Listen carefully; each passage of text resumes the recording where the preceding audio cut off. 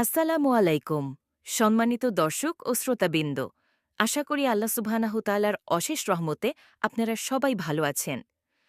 আজ আমরা এমন একটি বিষয় নিয়ে কথা বলতে এসেছি যা আমাদের সমাজকে ভেতর থেকে ক্যান্সারের মতো কুড়ে কুড়ে খাচ্ছে, যা অসংখ্য সাজানো গোছানো সংসারকে চোখের পলকে তছনছ করে দিচ্ছে।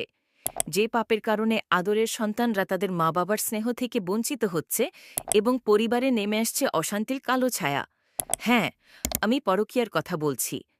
বর্তমান সময়ে পরকীয়া একটি মহামারীর রূপ ধারণ করেছে। স্বামী থাকা সত্ত্বেও অনেক নারী অন্য পুরুষের সাথে হারাম সম্পর্কে জড়িয়ে পড়ছেন, যা একটি সুখী পরিবারকে ধ্বংস করে দেওয়ার জন্য যথেষ্ট। এই বিষাক্ত সম্পর্ক দুনিয়ার জীবনে যেমন রক্তপাত ও নির্মমতার কারণ হচ্ছে, তেমনি আখিরাতেও রয়েছে এর জন্য ভয়াবহ শাস্তি। আজকের এই আলোচনায় আমরা ইসলামিক দৃষ্টিকোণ থেকে জানার চেষ্টা করব স্ত্রীর মধ্যে কোন কোন লক্ষণ দেখলে একজন স্বামীর সতর্ক হওয়া উচিত এবং এমন পরিস্থিতিতে আমাদের করণীয় কি। ভাই ও বোনেরা আমার, ইসলাম একটি পরিপূর্ণ জীবন বিধান। এখানে মানুষের জীবনের প্রতিটি বিষয়ে সুস্পষ্ট নির্দেশনা দেওয়া হয়েছে। আল্লাহ তাআলা বিয়েকে একটি পবিত্র বন্ধন হিসেবে আখ্যা দিয়েছেন, যা নারী পুরুষকে প্রশান্তি দেয় এবং ভালোবাসার চাদরে জড়িয়ে রাখে।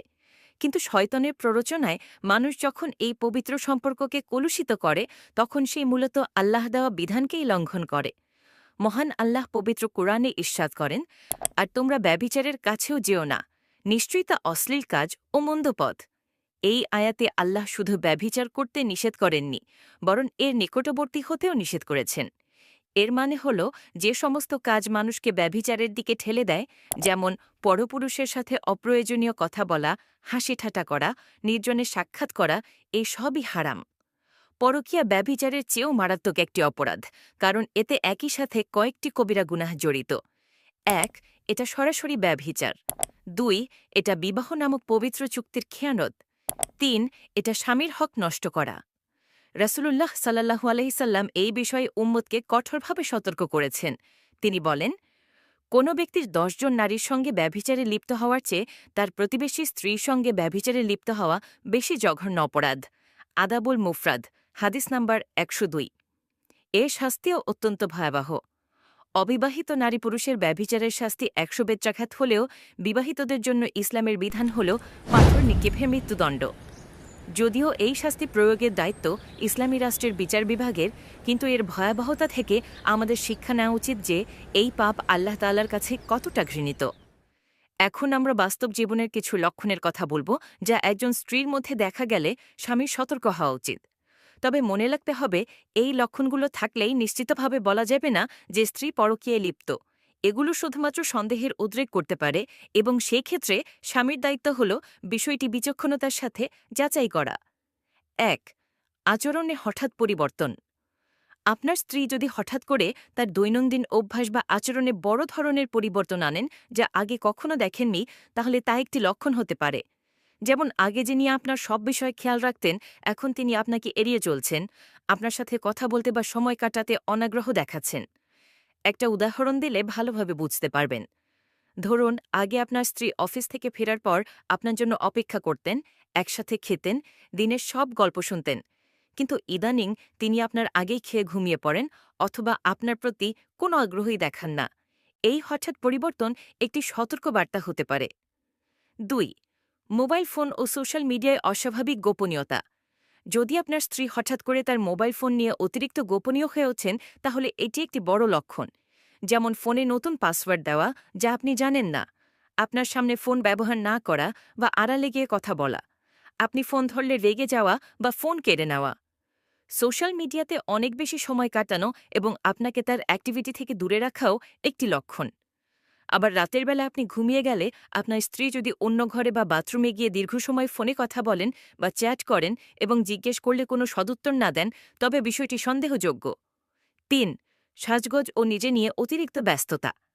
যদি স্ত্রী হঠাৎ করে নিজের সাজগোজ, পোশাক আশাক ও সৌন্দর্যের প্রতি অস্বাভাবিক মনোযোগ দিতে শুরু করেন, যা তিনি আগে করতেন না, এবং এই পরিবর্তনের কারণ যদি আপনি না হন, তাহলে তা চিন্তার বিষয়। নতুন কোনো সম্পর্কে জড়ালে মানুষ নিজেকে নতুনভাবে উপস্থাপন করতে চায়। যদি এমন হয়, আপনার স্ত্রী হয়তো আগে সাদামাটাভাবেই থাকতে পছন্দ করতেন, কিন্তু সম্প্রতি তিনি এমন সব পোশাক পরা শুরু করেছেন বা এমনভাবে সাজগোজ করছেন যা শুধু বাইরে যাওয়ার জন্য। ঘরে আপনার সামনে তিনি আগের মতোই সাধারণ থাকছেন। এই বিষয়টিও একটি ইঙ্গিত হতে পারে। 4. স্বামীকে এড়িয়ে চলা এবং শারীরিক সম্পর্কে অনীহা। পরকীয়ার অন্যতম একটা বড় লক্ষণ হল স্বামীর সাথে শারীরিক ও মানসিক দূরত্ব তৈরি হওয়া। স্ত্রী যদি আপনার স্পর্শ এড়িয়ে চলেন, আপনার সাথে একান্তে সময় কাটাতে অনাগ্রহী হন এবং শারীরিক সম্পর্কের ক্ষেত্রে কোনো আগ্রহই না দেখান, তবে এটি একটি গুরুতর লক্ষণ। 5. অকারণে মিথ্যা বলা বা তথ্য গোপন করা। ছোট ছোট বিষয়ে মিথ্যা বলা বা আপনার কাছে তথ্য গোপন করাও একটি লক্ষণ। তিনি কোথায় যাচ্ছেন, কার সাথে যাচ্ছেন, এসব বিষয়ে যদি স্বচ্ছ উত্তর না পাওয়া যায় বা তার কথায় যদি গরমিল থাকে, তাহলে সন্দেহ হওয়াটা স্বাভাবিক। ধরুন তিনি হয়তো বললেন কোনো বান্ধবীর বাসায় যাচ্ছেন, কিন্তু পরে আপনি অন্য কোনো মাধ্যমে জানতে পারলেন তিনি সেখানে যাননি। এমন ঘটনা বারবার ঘটলে তা অবশ্যই উদ্বেগের কারণ। এমন পরিস্থিতিতে একজন স্বামীর করণীয় কি? ভাইদের বলছি, যদি আপনারা আপনাদের স্ত্রীর মধ্যে এমন কোনো লক্ষণ দেখতে পান, তাহলে অধৈর্য হবেন না। হুট করে কোনো সিদ্ধান্ত নেবেন না যা আপনার সংসারকে ভেঙে চুরমার করে দেয়। ইসলাম আমাদের সব সমস্যারই সুন্দর সমাধান দিয়েছে। 1. খোলামেলা কথা বলুন। সরাসরি অভিযোগ না করে স্ত্রীর সাথে একা এবং স্পষ্টভাবে কথা বলুন। তাকে বলুন যে তার আচরণে আপনি কষ্ট পাচ্ছেন এবং আপনাদের সম্পর্কের মধ্যে দূরত্ব অনুভব করছেন। তার সমস্যাটা বোঝার চেষ্টা করুন। এটাও হতে পারে আপনার কোনো অবহেলার কারণে তিনি দূরে সরে যাচ্ছেন। রাসূলুল্লাহ সাল্লাল্লাহু আলাইহি ওয়াসাল্লাম তার স্ত্রীদের ঘরের কাজে সাহায্য করতেন, তাদের সাথে গল্প করতেন, এমনকি দৌড় প্রতিযোগিতাও করতেন। এই সুন্নতগুলো আপনার দাম্পত্য জীবনে ফিরিয়ে আনুন। 2. নিজেদের সম্পর্ককে সময় দিন। হতে পারে ব্যস্ততার কারণে আপনারা একে অপরকে যথেষ্ট সময় দিতে পারছেন না, যা সম্পর্কের মধ্যে দূরত্ব তৈরি করেছে। স্ত্রীকে নিয়ে একান্তে সময় কাটান, তার প্রশংসা করুন, তাকে ভালোবাসার কথা জানান। রাসূলুল্লাহ সাল্লাল্লাহু আলাইহি ওয়াসাল্লাম তার স্ত্রীদের ঘরের কাজে সাহায্য করতেন, তাদের সাথে গল্প করতেন, এমনকি দৌড় প্রতিযোগিতাও করতেন। এই সুন্নতগুলো আপনার দাম্পত্য জীবনে ফিরিয়ে আনুন। 3.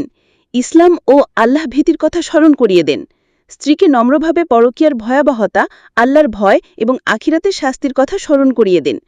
তাকে বোঝান যে এই হারাম সম্পর্ক দুনিয়া ও আখিরাত দুটোই ধ্বংস করে দেবে। পরিবারের মধ্যে ইসলামী শিক্ষার পরিবেশ তৈরি করুন। 4. পারিবারিক সালিশ বা মুরব্বিদের সাহায্য নিন। আল্লাহ তাআলা বলেন, যদি তাদের দুজনের মধ্যে সম্পর্ক ছেদের আশঙ্কা করো, তবে তোমরা পুরুষের পরিবার থেকে একজন এবং নারীর পরিবার থেকে একজন সালিশ নিযুক্ত করো।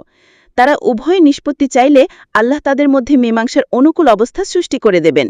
সূরা নিসা আয়াত 35। 5. তওবা ও সংশোধনের সুযোগ দিন।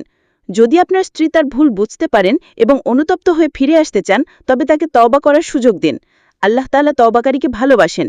তাকে সংশোধনের জন্য সময় দিন এবং তাকে ইসলাম মেনে চলতে সাহায্য করুন। সম্মানিত ভাইয়েরা, মনে রাখবেন, একটি সুখী দাম্পত্য জীবন আল্লাহ পক্ষ থেকে এক বিরাট নিয়ামত। এই নিয়ামতের কদর করতে হয়। স্বামী স্ত্রী দুজনেরই দায়িত্ব হল একে অপরের প্রতি বিশ্বস্ত থাকা, একে অপরকে ভালোবাসা এবং আল্লাহর বিধান মেনে চলা।